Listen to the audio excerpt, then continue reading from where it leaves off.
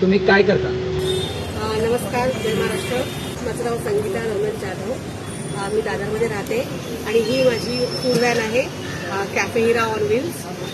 ते मी आता रन करते. सगळं फूड माझे रेडी असतात इकडे सर्व करण्यासाठी. याआधी तुम्ही काय करायचं?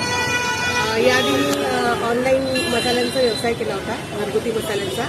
आणि त्यानंतर मग कोविडनंतर विचार केला की आपण नेमकं दुसरं काही पब्लिकमध्ये आपण म्हणजे डायरेक्टली आपण काय सेल करू शकतो, तर फूड. तर फूडमध्ये म्हटलं की एक परफेक्ट जागा लागते. तर जागेसाठी आपल्याला भांडवल लागतं आणि लोन घ्यावं लागतं, मग बऱ्याच गोष्टी येतात. पण म्हटलं की आपण मग फूड व्हॅन का नको चालू करायला, कारण की आता हे सध्या नवीन ट्रेंड चालू आहे की फूड व्हॅनवर आपण आपलं फूड सेल करू शकतो. त्यामुळे ही संकल्पना माझ्या डोक्यात आली आणि आपण हे चालू केले. 4 महिने झालं आपली गाडी चालू आहे व्यवस्थित. एक्झॅक्ट लोकेशन काय आहे याची बिझनेसची? आपल्या फूड व्हॅनसाठी तुम्ही दादरमध्ये येऊ शकता. दादर छबिल्ला स्कूल आहे, तिथे सफारी शोरूमच्या बाहेरच आहे. तुम्ही तुमच्या फूड व्हॅनमध्ये काय काय विकता?